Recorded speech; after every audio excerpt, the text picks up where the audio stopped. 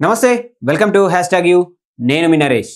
Telugu film ఇండస్ట్రీలో కావచ్చు, అటు బాలీవుడ్లో కావచ్చు, ఇటు కన్నడ ఫిలిం ఇండస్ట్రీలో కావచ్చు, ఇలా అన్ని ఫిలిం ఇండస్ట్రీకి సంబంధించి పైరసీలు చేసిన అతను ఎవరైతే ఉన్నారో ఐబొమ్మ ఇమ్మడి రవికి సంబంధించి కూడా ఇప్పుడైతే ఒక కొత్త అప్డేట్ అయితే రావడం జరిగింది. ఎందుకంటే చాలామంది అతన్ని మెచ్చుకున్నారు. ఎందుకంటే అన్ని పైసలు పెట్టి మేము సినిమా థియేటర్లకు వెళ్ళే పరిస్థితి లేదు, సినిమా థియేటర్లకు వెళ్ళే అంత మా దగ్గర డబ్బు లేవు, చాలామంది పేదవాళ్ళం, మేము ఐబొమ్మని ఫ్రీగా సినిమాలు చూసాము అని చెప్పేసి కూడా ఆయనను చాలా వరకు సపోర్ట్ చేసిన ఇటు ఇండస్ట్రీ వర్గాలు మాత్రం ఆయనను పైరసీలు చేశాడని చెప్పేసి, అలా చేయడం తప్పు, పైరసీలు చేసిన దానికి శిక్ష అనుభవించి తీరాలని చెప్పేసి కూడా ఇండస్ట్రీ వర్గాలు అయితే చెప్పడం జరిగింది. దాంట్లో భాగంగా ఈ పైరసీలని తగ్గించడానికి దాదాపుగా అనేక రకాలుగా తెలంగాణ పోలీసులు ప్రయత్నించగా ఆఖరికి ఇమ్మడి రవి హైదరాబాద్కి వచ్చి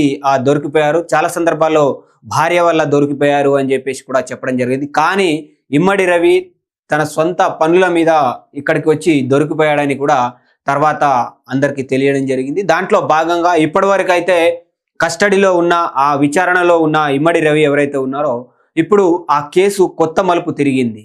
అంటే ఆయనే వేరే పేరు మీద తన ఐడెంటిటీని మార్చుకోవడం జరిగింది. అలాగే పాన్ కార్డు కావచ్చు, డ్రైవింగ్ లైసెన్స్ కావచ్చు, ఐడెంటిటీని మార్చుకోవడం అయితే జరిగింది. దాంట్లో భాగంగా ఈ కేసు కొత్త మలుపు తిరిగింది ఐబొమ్మ రవిదని కూడా మనం ఇక్కడ తెలుస్తూ ఉంది. ఒకసారి చూసే ప్రయత్నం చేద్దాం. సినీ పరిశ్రమను కుదిపేసిన ఐబొమ్మ పైరసీ వెబ్సైట్ కేసులో దర్యాప్తు రోజు రోజుకు మరింత లోతుగా వెళ్తోంది. ఐబొమ్మ నిర్వాహకుడు రవిని కస్టడీలోకి తీసుకున్న పోలీసులు అన్ని కోణాల్లో విచారిస్తున్నారు. ఈ విచారణలో వెలుగు చూస్తున్న విషయాలు దర్యాప్తు అధికారులను కూడా షాక్కు గురి చేస్తున్నాయి. తాజాగా ఈ కేసులో మరో విస్తుపోయే విషయం వెలుగులోకి వచ్చింది. రవి కేవలం పైరసీ వరకే పరిమితం కాకుండా ఇతరుల గుర్తింపు పత్రాలను దొంగిలించి భారీ అక్రమాలకు పాల్పడ్డాడన్న అనుమానాలు బలపడుతున్నాయి. గతంలో పోలీసుల ముందు రవి ఇచ్చిన వాంగ్మూలంతో ప్రహ్లాద్ వెల్లెల్లా అనే వ్యక్తి తన రూమ్మేట్ అని ఐబొమ్మ నిర్వహణ అతడికి కూడా పాత్ర ఉందని చెప్పాడు. అయితే విచారణ ముందుకు సాగిన కొద్దీ రవి చెప్పిన మాటలన్నీ అబద్ధాలేనని తేలింది. వాస్తవానికి ప్రహ్లాద్కు ఏమాత్రం తెలియకుండానే అతడి పాన్ కార్డ్, డ్రైవింగ్ లైసెన్స్ వంటి కీలక డాక్యుమెంట్లను రవి దొంగలించినట్లు పోలీసులు ఇక్కడ గుర్తించారు. ఈ దొంగలించిన పత్రాల్లో ప్రహ్లాద్ పేరుపై నకిలీ పత్రాలు సృష్టించి బ్యాంక్ ఖాతాలు తెరవడం, ఆన్లైన్ లావాదేవీలు నిర్వహించడం, వెబ్సైట్ కార్యకలాపాలను ఉపయోగించుకున్నట్లుగా పోలీసులు అనుమానిస్తున్నారు. ఈ కోణంలోనే నిజాలను వెలికి తీసేందుకు బెంగళూరులో నివసిస్తున్న ప్రహ్లాద్ను ప్రత్యేకంగా పిలిపించారు. రవి ఎదుట ప్రహ్లాద్ను కూర్చోబెట్టి పోలీసులు విచారణ చేపట్టగా అతడు ఇచ్చిన స్టేట్మెంట్ అధికారులను ఆశ్చర్యానికి గురి చేసింది. తనకు రవి ఎవరో తెలియదని, తామిద్దరం ఎప్పుడు రూమ్మేట్స్గా ఉండలేదని ప్రహ్లాద్ స్పష్టంగా చెప్పాడు. తన పేరుతో పాన్ కార్డు, డ్రైవింగ్ లైసెన్స్ వాడుతున్నారన్న విషయం తెలిసి తీవ్రంగా కలత చెందానని పోలీసులకు వివరించాడు. తన డాక్యుమెంట్లను ఫోర్జరీ చేసి అక్రమాలకు పాల్పడిన వ్యక్తిపై కఠిన చర్యలు తీసుకోవాలని ఫిర్యాదు కూడా చేశాడు.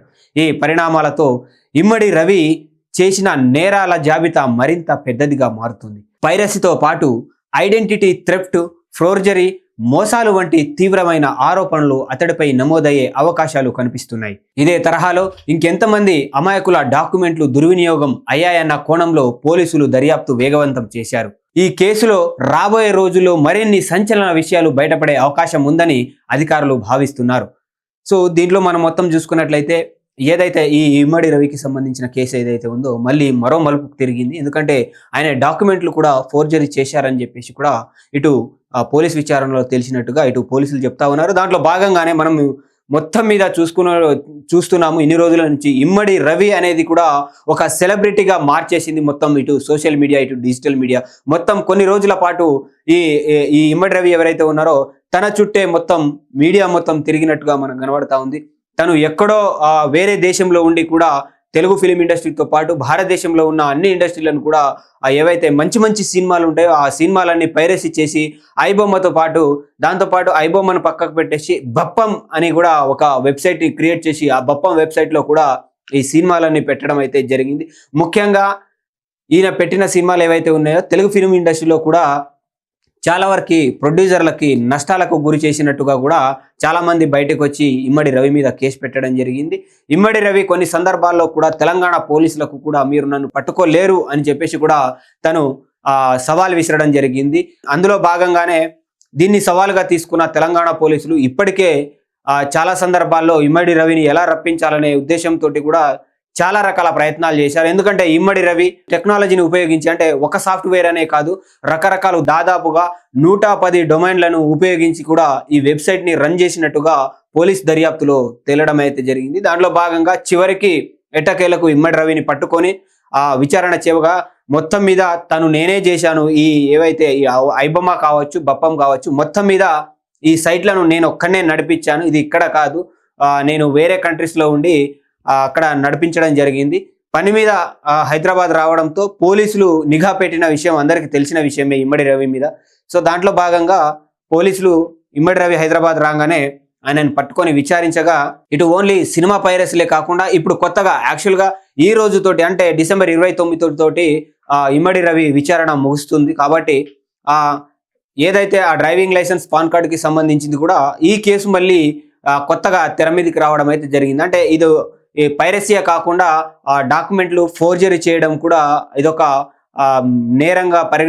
నేరంగా భావిస్తూ పోలీసులు మరో కేసు ఇమ్మడి రవి మీద కేసు నమోదు చేసి దాని విధంగా కూడా దర్యాప్తు చేస్తున్నట్టుగా ఇటు తెలంగాణ పోలీసులు చెప్తా ఉన్నారు. మరి ఇన్ని రోజులు ఇమ్మడి రవికి కస్టడీ అడిగే అవకాశం కనబడతా ఉంది ఇక్కడ పోలీసులు. ఈ వీడియోపై మీ అభిప్రాయాలను కింద కామెంట్ రూపంలో తెలియజేయండి. అప్పటి వరకు చూస్తూనే ఉండండి.